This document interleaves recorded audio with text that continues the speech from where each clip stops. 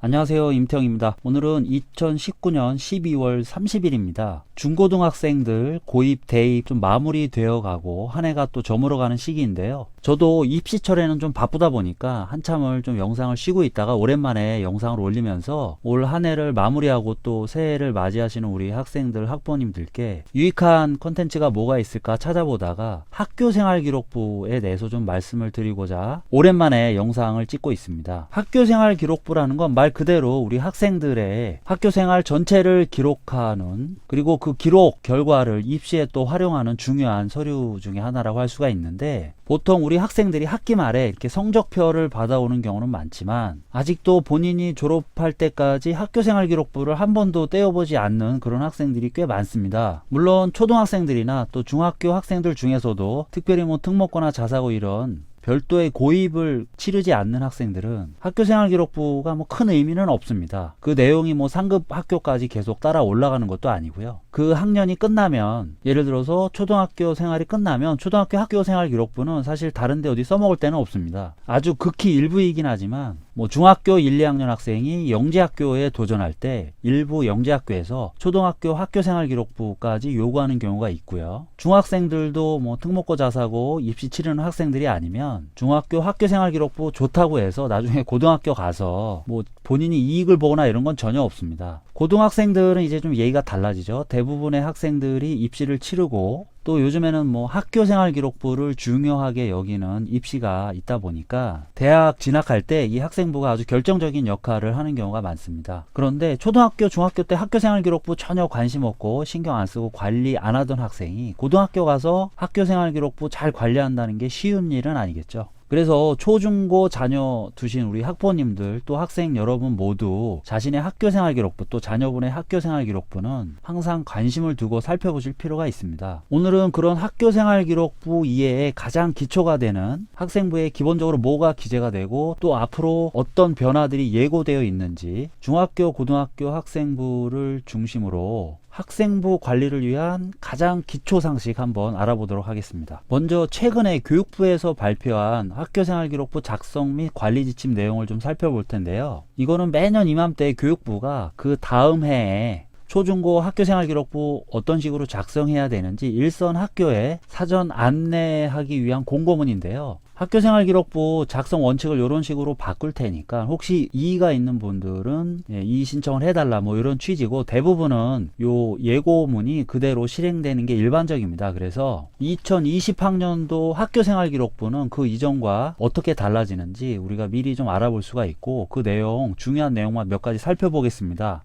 보시는 것처럼 주요 내용이 여기 요약되어 있는데 크게 한 3-4가지 정도 우리가 관심을 가져야 됩니다. 그 첫 번째는 고등학교 교과학습 발달사항을 필수 기재로 한다. 이건 좀 세부적인 설명이 필요한데요. 관련 세부 내용을 보면 이런 표현이 있습니다. 중학교의 세부 능력 및 특기사항란에는 특기할 만한 사항이 있는 과목 및 학생에 대하여 입력하고, 고등학교는 모든 학생에 대해 입력하되 세부사항은 교육부 장관이 별도로 정한다. 아마도 이거 읽으시고 무슨 말인지 더 이해가 안 가시는 분들도 계실 것 같은데 제가 직접 학생부 예시를 보여드리면서 설명해 드리겠습니다. 예를 들어서 지금 보고 계신 화면이 중학교 학교생활기록부 7번 교과학습 발달 상황에서 맨 윗부분에는 이제 교과, 성적 관련된 내용들이 나와 있고요. 이제 밑으로 내려가시면 여기 보시면 세부 능력 및 특기사항이 나와 있습니다. 지금 이 내용에 대한 설명을 하고 있는 건데, 중학교 학생들 같은 경우는 뭐 지금도 그렇지만 모든 과목의 선생님들이 이 세특을 다 적어주진 않으세요. 물론 공부를 잘하는 학생들, 또 학교 방침상 각 선생님들 성향에 따라서 뭐 공부를 잘하건 못하건 어떤 학생이 들은 과목에 대해서 선생님들이 그에 대한 평가를 이렇게 일일이 다 적어주시는 경우도 있지만 무조건 다 적으셔야 되는 건 아니라는 거죠. 예를 들어서 국어 선생님은 이 학생의 국어 세특사항을 적어줄 수 있지만 뭐 수학 선생님은 또 안 적어주실 수도 있는 겁니다. 그런데 2020학년도 학교생활기록부부터는 고등학교에서는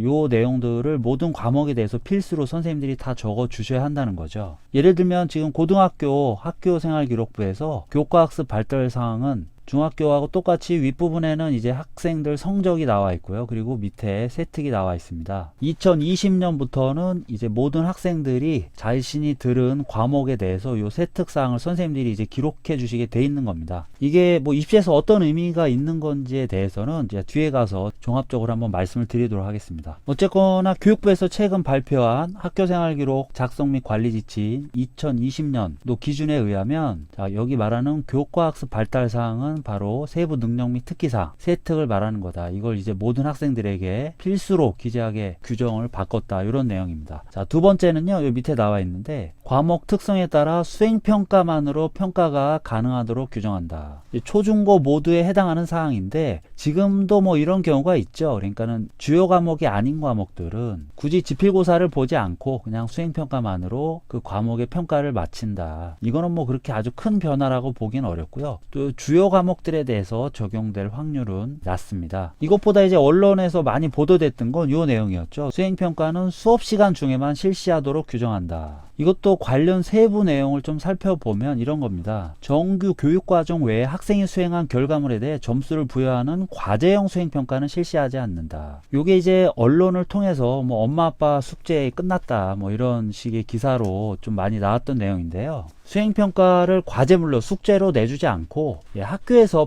곧바로 학생들이 해결할 수 있도록 하겠다. 그리고 그것만으로 평가하겠다. 이런 내용입니다. 이거는 뭐 학생부 내용 중에서 결국 내신과 연관이 있기 때문에 이제 포함된 것으로 보이는데, 사실 이 부분에 대해서는 그동안 워낙 말이 많아왔기 때문에 대부분의 학교들은 이렇게 과제형 수행평가를 많이 실시하지는 않았었습니다. 그래서 일부 학교들에 남아있는 이런 과제형 수행평가가 사라질 수는 있겠지만, 우리 중고등학생들, 이건 중고등학생 전체에 해당하는 내용인데요. 중고등학생들 일반에는 그렇게 큰 영향을 미칠 변화는 아니다. 이렇게 이해하시면 되겠습니다. 마지막으로 이제 중학교 성적 정보에서 표준편차가 삭제된다. 자, 요 내용이 포함이 됐는데, 이것도 제가 실제 사례를 토대로 한번 말씀을 드려보겠습니다. 기존의 중학교 학생부 교과학습 발달 상황에서 이 점수 표기 부분에 보시면 성취도가 있고요. 그 다음에 원점수, 과목 평균, 표준 편차라고 있습니다. 여기 바로 12.6이라고 기록된 숫자가 표준 편차입니다. 요 표기가 사라진다는 거죠. 그래서 새로 바뀌는 학생부 기재 원칙에 의하면 보시는 화면이 새로 바뀌는 학생부 기재 예시인데요. 5번 교과학습 발달 상황으로 되어 있습니다. 제가 아까 보여드렸던 그 학생부 기재 예시는 현재 중학교 3학년 학생들 기준으로 보여드렸던 거고요. 2019년 기준 중학교 1학년 학생부터는 그 윗부분에 인적사항, 학적사항이 하나로 통합이 됐고, 그리고 진로 희망 사항도 없어지면서 지금 현재 중3 학생들한테는 7번이었던 교과학습 발달 사항이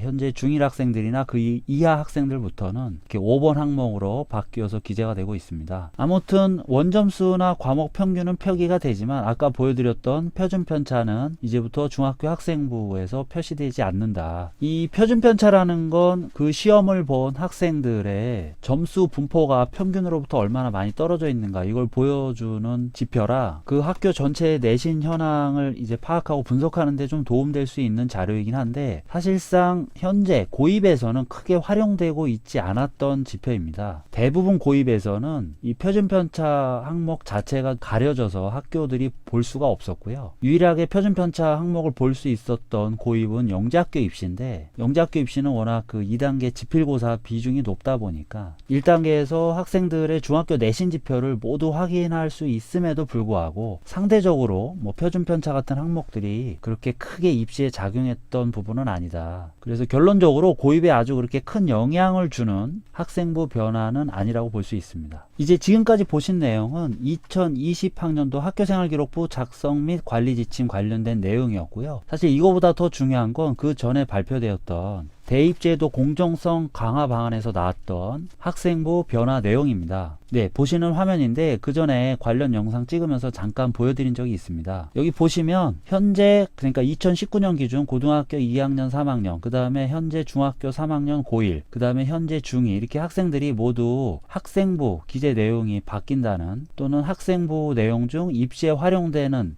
항목이 바뀐다는 내용을 담고 있는데, 이거 관련해서 지금 우리 학생들 학부모님들이 오해하시고 또 질문하시는 경우가 굉장히 많으십니다. 예를 들어서 요 위에 보시면 정규 교육과정 외에 비교과 활동은 대입에서 반영이 폐지된다. 자, 이 내용이 지금 현재 어떻게 와전되고 있냐면 대입에서 비교과 활동이 폐지된다. 자, 이렇게 좀 와전이 되고 있습니다. 근데 이 앞에 요 내용이 좀 빠져 있는 거죠. 정규 교육과정 외의. 자, 요 내용을 우리가 좀 중요하게 눈여겨봐야 됩니다. 앞으로도 학생부 기재 항목이 계속 축소되는 건 맞는데요. 그렇다고 학생부에서 비교과 활동이 완전히 없어지거나 대입에서 비교과 활동에 대한 활용이 원천 차단되는 것은 아니라는 거죠. 지금 요 내용만 보시고 무슨 동아리고 뭐고 다 없어지는 걸로 오해하시는 분들이 일부 계십니다. 2019년 현재 중3 학생들까지는 사실상 그렇게 아주 큰 변화는 없고, 중2 학생들, 그러니까 2020년 새 학년도 기준으로는 중학교 3학년 학생들이겠죠. 그 학생들 같은 경우엔 적지 않은 변화가 있긴 합니다. 여기 빨간색으로 표시된 부분을 좀 눈여겨보시면 되는데, 예를 들면 자율동아리가 대입에 미반영된다. 자율동아리가 없어지는 건 아니지만 자율동아리 학생부 기재 내용이 대입에 반영되지는 않는다는 겁니다. 당연히 정규 동아리, 일반 동아리는 계속 대입에서 활용할 수가 있는 겁니다. 그리고 개인 봉사활동 실적이 대입에 미반영된다. 이것도 제가 볼 땐 아주 뭐 의미가 큰 변화라고 보기는 어렵고요. 오히려 요 밑에 있는 두 개가 좀 더 의미가 있다고 하겠습니다. 수상 경력과 독서 활동이 대입에서 완전히 배제된다. 요 두 항목의 축소가 실질적인 비교과 축소의 핵심이라고 보시면 됩니다. 특히 수상 경력. 그런데 이것도 2020년 기준 초등학교 6학년 학생들까지만 적용이 됩니다. 2008년생이죠. 그러니까 2009년생, 2020년 기준 초등학교 5학년 학생 이하로는 또 요 내용도 바뀔 수가 있습니다. 그게 바로 그 위에 예고가 되어 있습니다. 어떻게 되어 있냐면 여기 있습니다. 비교과 영역의 구성 운영은 창의적 체험활동 교육과정 개정을 통해 전면 재검토한다. 여기 보시는 비교과, 이 교육과정 자체를 확 뜯어 고치겠다는 겁니다. 그게 지금 현재 예고되고 있는 2022 개정 교육과정부터 적용될 예정인데, 2022 개정 교육과정이 나오게 되면 그 적용은 2, 3년 후부터 적용이 됩니다. 예를 들어서 지금 현재 학생들이 배우고 있는 2015 개정 교육과정은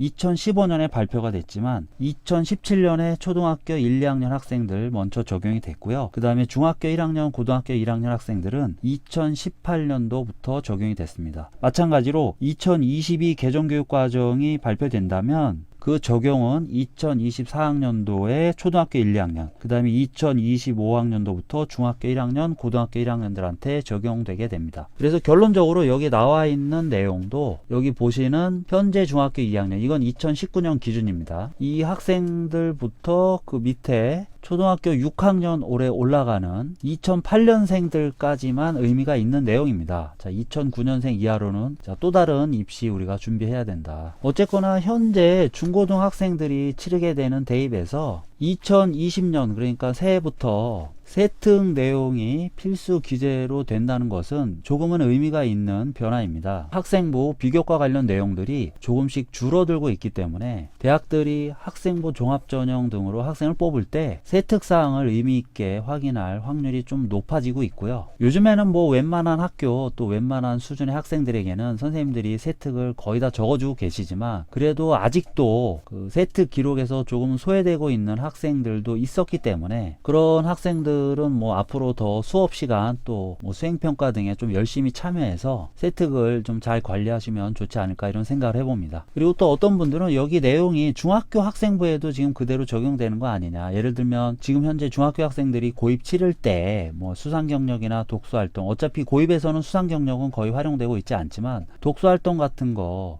빠지는 거 아니냐, 이렇게 말씀하시는 분들이 많은데, 자, 요거는 고등학생들 학교생활기록부 관련 내용이고, 중학교 학생들의 고입용 학생부에 관해서는 고입에 어디까지 반영한다 안 한다가 이 내용에는 포함되어 있지 않은 상태입니다. 그래서 고입에서 활용되는 중학교 학생부 반영 원칙과는 별개의 자료라는 점을 좀 참고하셔야겠습니다. 고입 관련돼서 변화사항이 있을 때는 제가 또 별도의 영상으로 말씀드리도록 하겠습니다. 마지막으로 제가 한 말씀만 더 드리자면, 지금 뭐 수능이 확대된다, 뭐 또 학종이 비교과가 축소된다, 이런 내용들 때문에 학생부가 예전만 하지 못하다 이렇게 생각하시는 분들이 좀 많으신 것 같은데요. 뭐 과도기적으로 그런 현상이 일어날 수는 있지만 궁극적으로는 결국 우리 입시는 학교생활이나 학교생활기록부 중요하게 여기는 입시로 바뀔 수밖에 없습니다. 그리고 입시가 그렇게 되지 않는다면 뭐 공교육 측면에서도 바람직하지가 않겠죠. 중학생이시건 고등학생이시건 입시를 위해서 이런 학생부 기재 내용과 별개로 우리가 학교 생활을 뭐 충실히 해야 된다는 원칙론적인 입장은 잊지 말으셔야 되겠습니다. 학교 생활을 열심히 하지 않는 입시 준비는 결국엔 험난할 수밖에 없다. 자, 이런 말씀 드리면서 오늘 영상은 마무리하도록 하겠습니다. 좋아요, 구독, 댓글, 질문 많이 부탁드리고 그동안에 좀 공백을 메우기 위해서 제가 앞으로는 좀 더 자주 교육 입시 관련된 이슈 들고 찾아올 것을 약속드리겠습니다. 감사합니다.